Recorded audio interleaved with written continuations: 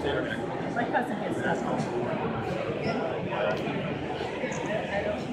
everyone, how are you doing? I'm going to get started with our first panel of the day, and this is going to be LEDs versus metal halides and high pressure sodiums.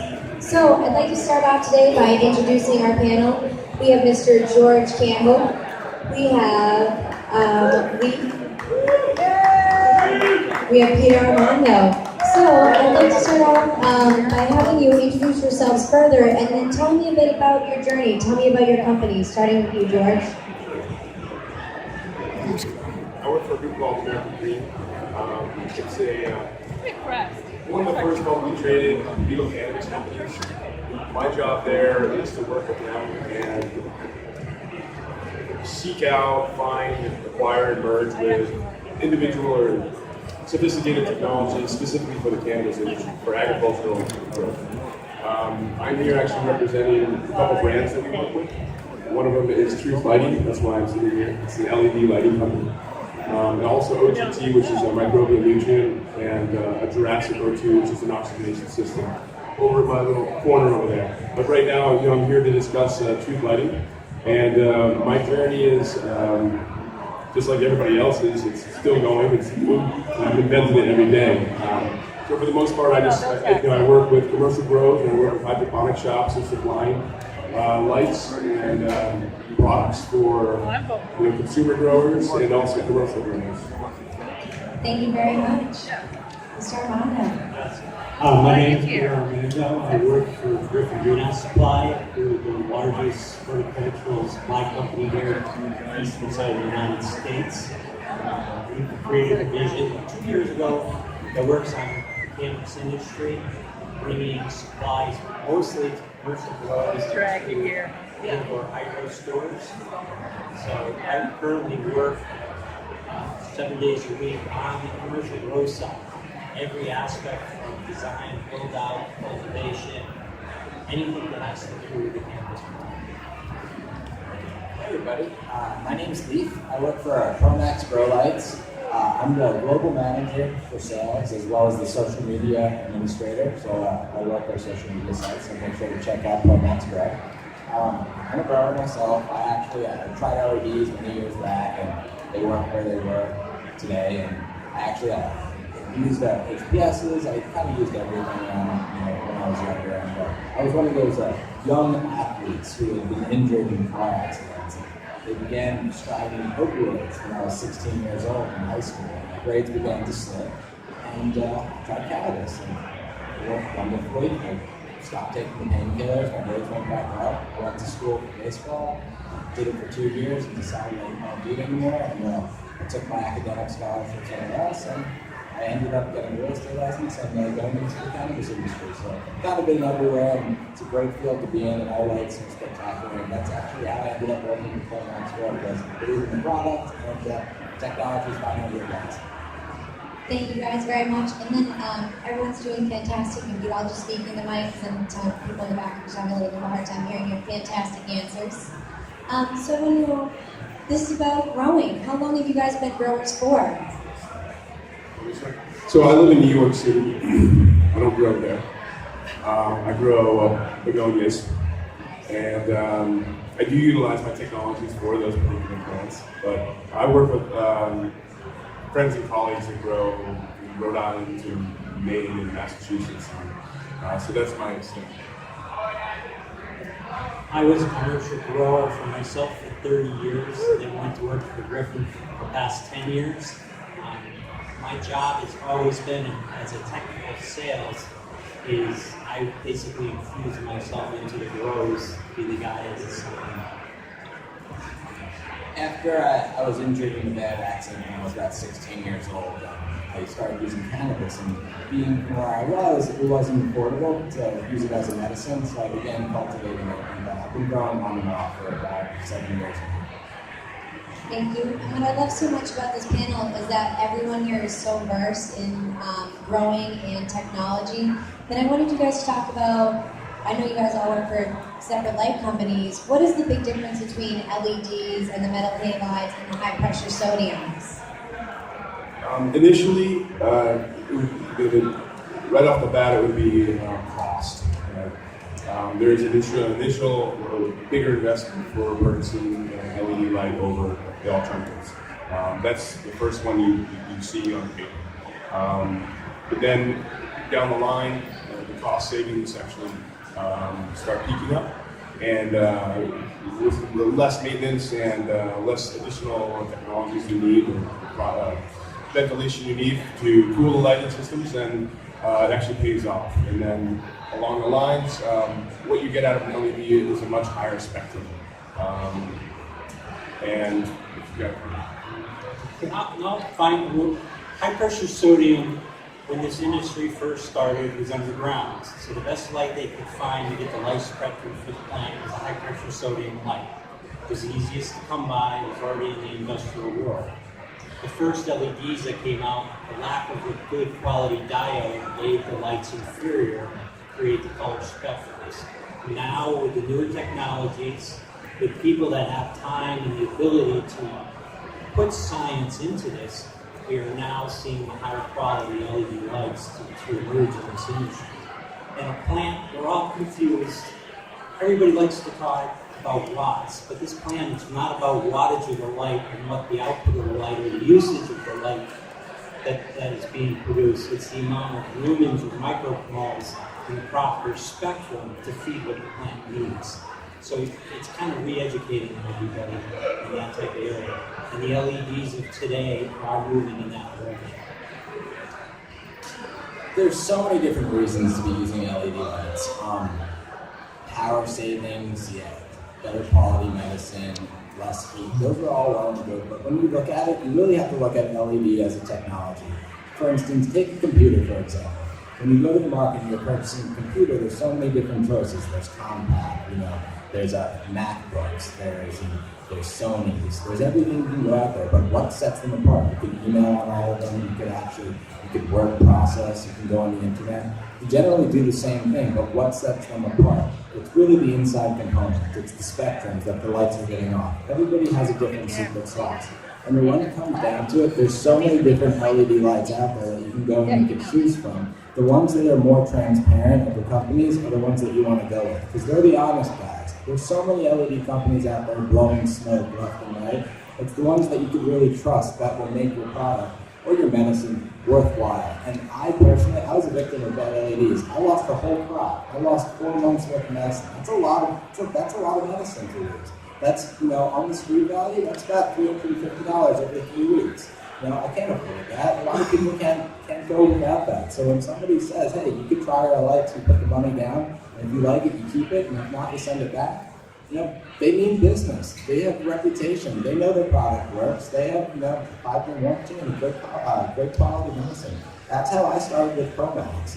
I tried LEDs when I was around 20 years old, about 5 years ago, just like this gentleman said. The technology wasn't there. I lost that medicine. I went back to using those HPS lights because I knew I could rely on them. And then about a year and a half ago, I met these guys at a conference and they started talking to me. I tried one of the smaller models and noticed that the technology finally got here. It's finally come around and my medicine increased. I saved about, I was a small guy, I saved about $250 a month. That's a lot of money all in when you're dealing with medicine for yourself or even your family. So it's kind of one reason why LEDs are so great, but really the actual savings that you get, and if you can invest in yourself, you gotta look at it like that.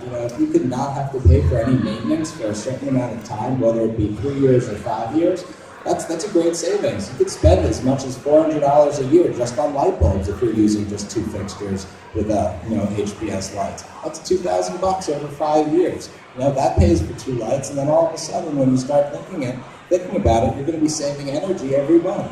$250 every month on savings to switch from my HPSs to these LEDs with a better quality medicine. I take it every day. Thank you. And would you guys say that LEDs are the way of the future for growing? I would believe unequivocally that LEDs are definitely the future for growing. Nothing's going to replace the sun, not of yet, but when you look at the advancements that we're working on over the last year or two, the spectrum that we're pulling out of what my particular company is doing is higher than any other light that's available on the market right now. Now, being able to get the full spectrum to emulate the sun, you need to mix and match. LEDs are phenomenal. They're a great way to go, but they're different for every grower. It takes a bit up here and a bit up there to make the best plant grow. So, LEDs absolutely will be the wave of the future. Right now, nothing's going to replace the sun, but if you're looking to lower costs, have less maintenance, and depending on what you're growing, then the LED is a fantastic route to go. Based on if you all stop by our booth today, you can see we already lean towards LEDs. We brought 2 different ones for people to see. The idea behind LEDs is you've got the ability now to almost write the recipe in the fluctuations in the light bands to do your complete grow. It does mimic the sun. You can actually, because we're playing around with modern medicine, we can actually fine-tune the program to hit the same plant consistently time after time. So actually, with being in time, we're going to be a little bit better than this. So, in our theory, yeah, LEDs is the way to the future.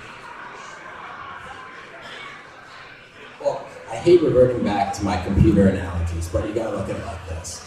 With technology advancing year by year, HPSs came out in the 70s. Are you guys still using floppy disk drives? No, I'm not. I have a flash drive in my pocket.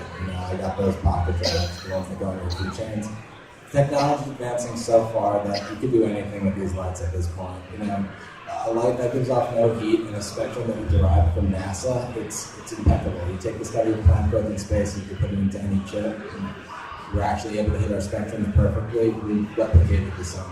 And not only is it easier to grow indoors now with our fixtures, but when you're in a climate with a region where the sun is lacking, for instance, the northern part of America, Central America, or not Central America, I apologize, but Hawaii, Canada, and even Alaska, they have light deprivation. They can't grow outside. They need some type of light that they can grow their medicine indoors. And by having an LED that's a low octron and a light that you can actually afford to use monthly, that's absolutely the way of the future, especially with the way our country's going. It also depends on what LEDs on. Every plant is different. So if you're growing cannabis, or you're legally growing cannabis, you definitely want to do your investigation and find out which LED provides that spectrum that's going to do the best for legal cannabis, for growing cannabis, compared to tomatoes, compared to whatever you're growing. They're different. So you really should do your investigating and find out which light actually has that specific spectrum to maximize the growth of your cannabis plant, as opposed to taking a tomato or a greenhouse LED and turning it into a cannabis light. It just will not provide the same spectrum. And that's a huge difference. You can put LEDs anywhere, and if you're growing cannabis, you want to make sure you reach that particular spectrum for that particular plant. And that's why one of the reasons why the lighting companies that I work with, Food Lighting, has been so successful, because it was specifically designed for cannabis growth. It wasn't a tomato or a greenhouse light turned into a cannabis growth light. This is a specifically designed full spectrum light by a 3rd generation engineer grower out of Springfield, Mass. that has developed it specifically for cannabis. So educate yourself, find the right lamp, and ask a lot of people, and that would be your best. Thank you guys so much. And I've been hearing a lot, or I hear a lot lately, I don't know if you guys ever heard this, that cannabis today is a lot stronger than cannabis a few decades ago. And I believe that is because of the advancements we've had in technology, and we're able to grow so much better for the conditions. How do you feel about that? I think it's great. Other than you just got to be careful with what you ingest, I guess. But you're absolutely right. The technology has advanced. You could say the technology has advanced and increased the potency for cannabis. LED specifically, absolutely. I work with strictly extraction grow facilities, and they use LEDs to increase the trichomes for their plant, where they wouldn't necessarily get the same from Dublin or Southern Colorado. Utilizing LEDs could definitely pull some very interesting high strain cannabis. That's kind of a two-sided question. Yes, we do have stronger strains today because it's an open market worldwide, kind of like the internet.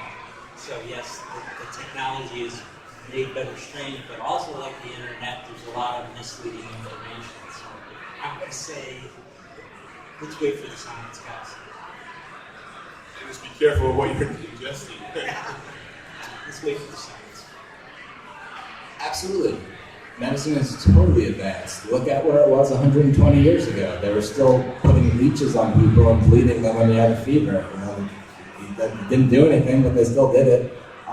Back in the 70s, yeah, they're the best pot on the streets were probably around anywhere from 8 to 12%. And now you can go into the dispensary and you're seeing somebody grow 30+ % THC. Of course, the studies aren't there yet. Who knows what it does to the body? But at the moment, the only thing you could do is relieve the illnesses that you have and have a better quality of life at the moment. So hopefully, with one day, they're going to start doing more and more regulations and more studies with our government, progressing the way it has been towards the steps of either legalization or full-blown medicalization across the country. And we're only going to learn more about this plant. So far, so good. So let's see where it goes. Thank you. And what other technological advancements are you seeing with growing? Over the last couple of years, there's a lot of really interesting things that come out. I'm sure the whole panel sees these technologies come out, whether it's LED advancements or oxygen-infused irrigation, or even utilizing electricity to increase root stimulation. There's all kinds of new technologies that are coming out and being tested. So you just got to do your research, but it's definitely, you're going to see a lot more in the next couple of years. And what's amazing is most of it is actually stemming from the legal cannabis industry. So a lot of these technologies that we're pulling out now could be easily transferred into the sustainable agricultural industry, and I'm sure it will. But what's really interesting is that it's actually stemming out of this legal cannabis industry. We're seeing in the cannabis industry today, it's kind of, we're seeing a mesh of the greenhouse industry with the cannabis industry. So now we're getting hybrids in greenhouses, hybrids in buildings, using chiller technologies instead of HVAC. Anything and everywhere. Fertigation programs, fertilizer design systems, irrigation systems. It's all about taking out the human aspect and making it mechanical reproduction. So yeah, it's like anything else, and like we said before with a computer, what you might buy today is new technology that didn't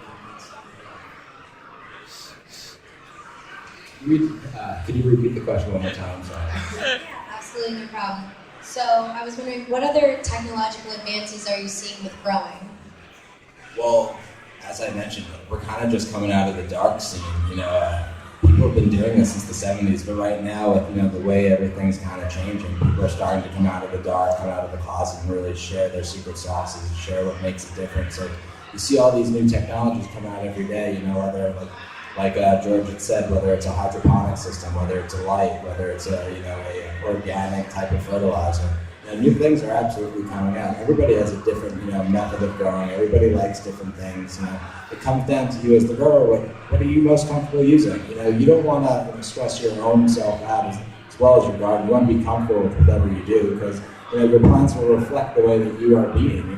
They're living. They know when you're happy. They know when you're sad. They speak to you. You speak to them. And when it comes down to it, it's as a grower, what are you comfortable doing? I recommend absolutely we're doing research, going on forums, attending New England Grassroots. They're great guys, right? Grassroots, I'm sorry. They're great guys. Mike is an awesome teacher. Everybody there is very knowledgeable, and they really take it, step by step through the process and really how to go about getting in this industry and how to grow. But it really comes down to you as a grower and what you're comfortable doing. And absolutely, technology is advancing left and right. New products are going to be coming out every single day, and it's only going to get better. Right now we're just starting out. This is just the beginning. So hang in there, everybody. Thank you. And I was wondering, because there's so much going on, what would you tell growers that are walking around this convention? What are the kind of questions that they should be asking? What are things that they should be looking out for? If they're just starting to grow, and I've been in this industry for a few years, work in other industries. And one of the things that I've noticed about growing from the folks that I've worked with, colleagues and friends and commercial grows, well, most of the consumer, just the consumer or the individual growers, keeping it simple is number one. Keeping it simple and keeping it as easy as possible to cultivate the product that you're looking to get. And looking at all these new technologies, absolutely look at them, do your research, test them here and there, but try to keep it as simple as possible makes everything easier. That's what I found. I think at this point, knowledge is key. This day and age, there's plenty of people to talk to, plenty of forums to ask questions about. Reach out and talk to people. And it's a very open industry. You can ask a lot of questions and stuff. So yeah, don't make it based on what we're telling you up here on the stage. Ask around, talk to people. You got more people to talk to in this industry than this in my area. This is a very new industry. Right now people are just starting to speak about all different types of methods that they've been using. So I'd say the biggest thing to tell the growers is don't overthink. Like George said, keep it simple. Really think about it logically. If you can't figure out the question, absolutely go on a forum, reach out to somebody. I'd say attend the class. If you have the time, why not? Go on a free night. Learn something you're interested in. It keeps you healthy, keeps your brain moving, keeps you active, and it keeps you interested in something that you like. And also, there's people, like I mentioned, this industry has been around for years and years and years. Now all of a sudden people are actually able to communicate with one another without having to be afraid about being locked up forever. Take advantage of that. Back in the 70s, 80s, people would be killing to get advice like this. Be able to communicate with a network of growers who have all different types of vast information. Are you kidding? This is like the government's worst nightmare back then. Now, hey, things are changing, laws are changing, everything's moving forward. Let's definitely don't be ashamed. Reach out. Everybody's really nice. Just be respectful and respect one another. Kindergarten rules. Treat everybody how you'd like to be treated, and you'll be fine. I've definitely found that out in this industry. If you have questions, or if there's a product, or there's something you want to try, a lot of these companies are very accessible. And if they're not accessible, if they won't share with the information of how to use that product, or what it's good for, or how not to use the product, don't use it.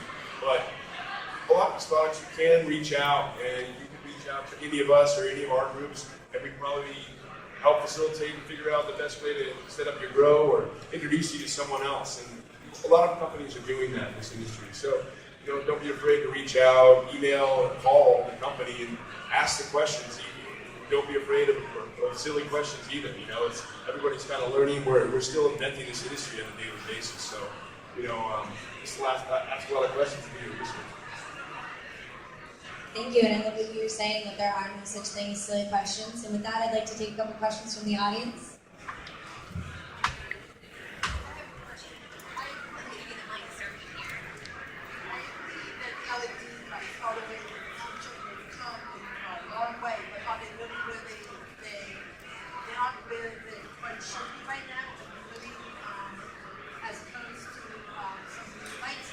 Can't hear you. LED should be used in all phases of growing. You think we're really there yet? We are definitely much better than it was. But So your question is, are we there with LEDs? yeah. I mean, depends on what you're. If you're growing cannabis, you have to explore all the options. If you're growing strict LEDs, awesome. If you're setting up a commercial extraction facility and you're utilizing a customized LED, for example, what we might do for a facility to obtain the best quality cannabis for that particular extraction process, then yeah, that is a phenomenal route to go. But at the same time, maybe you don't need just LEDs. Maybe you need an additional gas light, right? And I do that all the time. I work with groups that they're interested in getting high quality products and they want full spectrum. LEDs have a phenomenal spectrum, but you might have to mix and match. Maybe we're not there, and nothing's going to be the sun. I think it's there. It's just how you use it and which group you're working with and which product. The best answer to that is, yeah, I mean, cutting and clone in the first stage, T5 is enough. Okay, you don't need to have LED technologies there. Okay. When we go to veg and flower, you have the ability in LED lighting to flip the switch. So you don't have to move the plant anymore from veg to flower. The plant can stay in one spot. The light can do it itself. Okay. So then it gets down to a cost analysis. Yes, maybe you might be able to buy a metal halide cheaper, but in the end run, what would you rather have? One light that you can change and not move the plants around, then you have that dedicated veg. I mean, price is definitely obviously factor, but I want quality things. I want a growing force for my daughter, and I'm spending more than my mortgage buying it for her. So I want a quality light. I'm not interested. This is going to save me $100. That really isn't a big factor. Does any of you have any experience with the double-ended lights? I've grown with every fixture basically out there personally. I'll say that our LED is there. We even offer a trial program. We put down our wholesale rate. You can try it for 100 days. At the end of the 100 days, if you like it, you can keep it. And if not, you can send it back for a full refund. We're very confident in our fixture. I've vegged with T5s, I've vegged with HPSs. I hated T5s. My root formations were terrible. I was using a 600 watt HPS, and I ended up switching over to my Max 600. Not only is it a watt draw less than some of the T5s out there, but there's no maintenance for 5 years, so you wouldn't have to pay $40 to replace every single bulb every other year or something like that. So then, you're investing in your future of these things. Also depends on what you're doing. If you're growing for a couple plants, if you're not trying to, take 10 pounds of cannabis for yourself, you don't, LED lights will really, there's less maintenance, there's less involvement, you don't have to ventilate as much, there's less heat put off, there's less, chance for, you don't need an extra ballast. So sure, the cost up front might be a little bit more, but it'll save you time, save you energy costs, and overall, if I was suggesting for my mother to grow in a tent, I would suggest that she just utilizes an LED. Thank you very much. I have another question. I just want to let everybody know, I'm going to leave my cards up here, so if you guys think of anything later, feel free to take one and give me a call or shoot me an email. Yeah, thanks for coming, guys. You guys are getting way too simple. Could you, gentlemen in the blue shirt, tell me why your LED is better than the other guy's LED? The gauntlets in the back. Speak a minute about the individual LED itself. You sell a light system, a light fixture, but the LED, why would your LED itself be better than his LED? Sure. Well, I wanted to know all of our products are phenomenal products. These guys all work very hard and they've all developed advancements in LEDs. Without them, we probably wouldn't be here